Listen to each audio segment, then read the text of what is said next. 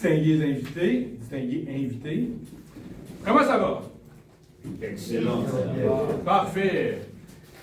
J'ai 3 questions en premier. Est-ce que vous connaissez tous Socrate? Oui. Vous connaissez tous Jesus Christ? Oui. Pas le personnage religieux, le personnage humain.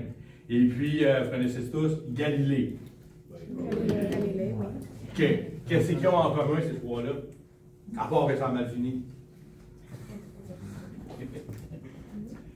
Ils ont tous les 3 remis le système en question. Socrate a remis le système en question avec les sophistes. Et puis c'était le pouvoir politique. Jésus a remis le pouvoir religieux en question, le pouvoir financier, les marchands au temple, puis le pouvoir religieux juif. Et puis Galilée lui a remis en question le pouvoir religieux par la science, la terre est ronde, fait qu'ils l'ont obligé à s'exiler. C'est ce qu'ils ont fait. Donc le système était remis en question par ces 3-là.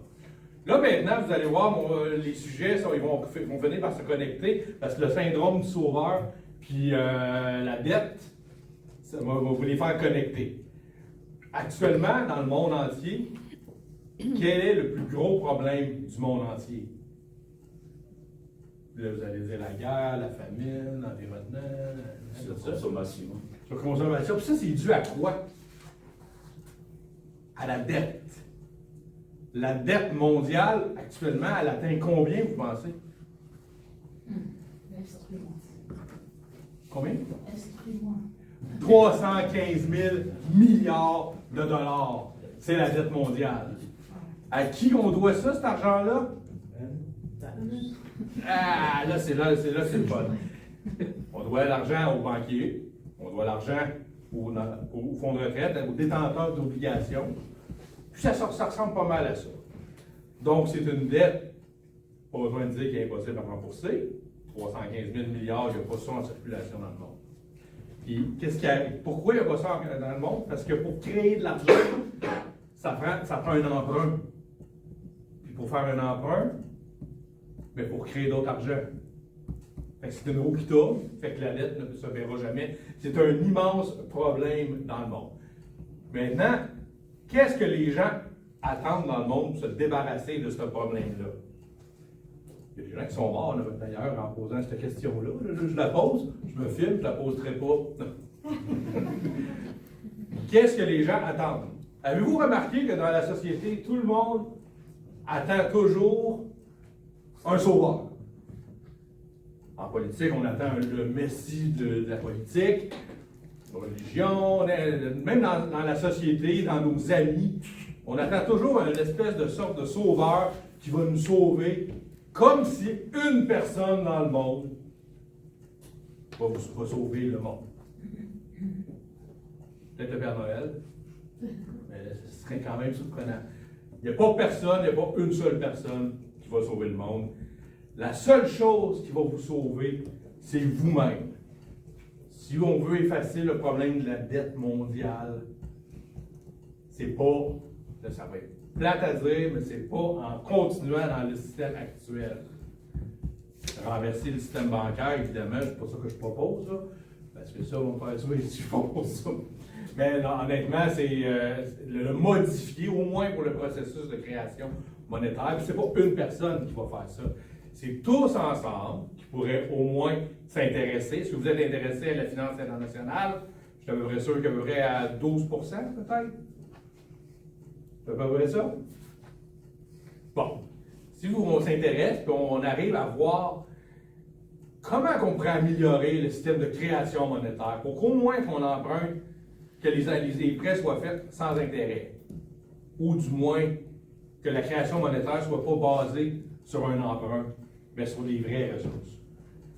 Il n'y a pas une personne qui va le faire, c'est tous ensemble. Combien de fois vous attendez après votre gouvernement qu'il vous remette quelque chose? D'ailleurs, quand le gouvernement vous remet quelque chose, c'est avec notre propre argent. C'est nous autres qui payons pour se faire remettre des choses. Alors, une fois, on a le syndrome du sauveur par rapport au gouvernement. Le gouvernement, il n'y a pas un gouvernement depuis 5000 ans qui a sauvé le monde. Donc, on parle des pharaons jusqu'à aujourd'hui. en passant par Donald Trump et whatever, là, puis Vladimir Poutine, pas un gouvernement qui va vous sauver. Est-ce que le système bancaire, le système monétaire va vous sauver? Ben non, vous êtes endettés à cause de ça. On est tous endettés à cause de ça, le monde entier. Il n'y a rien qui va vous sauver à part vous-même. Moi, j'encourage les gens à passer à l'action, à devenir leur propre sauveur. Vous êtes votre propre sauveur à vous-même. C'est pas le voisin, c'est pas la police, c'est pas Goldorak, c'est pas Alakazoo, c'est pas personne d'autre que vous-même qui va vous sauver. Maintenant, comment on fait pour aider à améliorer le monde? Justement, le thème ce soir, c'est l'environnement, qui est une problématique mondiale. C'est pas une personne non plus, il n'y a pas de syndrome du sauveur là-dedans. C'est tous ensemble. Les vrais politiques pour arriver à ça, c'est l'interdiction des véhicules à essence dans les 10 prochaines années. Je ne suis pas pour ça, mais c'est une des solutions. Avoir des politiques claires sur les vrais pollueurs, l'Inde, la Chine, les États-Unis. Pas monsieur, madame, tout le monde qui passe en lave-vaisselle à 5 heures le soir. Là. Ça, c'est encore une illusion. C'est pas des petits gestes ou des gros gestes que ça prend parce qu'il est tard. Donc, je vous dis, arrêtez d'attendre tout le temps après les autres. On fait tout ça. Tout le monde le fait. Les sauveurs Socrate, Jésus, Galilée. Est-ce qu'ils ont sauvé le monde? Non, putain, il était bon, il était brillant. Personne, juste vous-même. Alors, ensemble, on peut faire une grosse différence, par exemple, pour le monde et que ce soit durable. Attention à dire qu'il y avait tout à fait.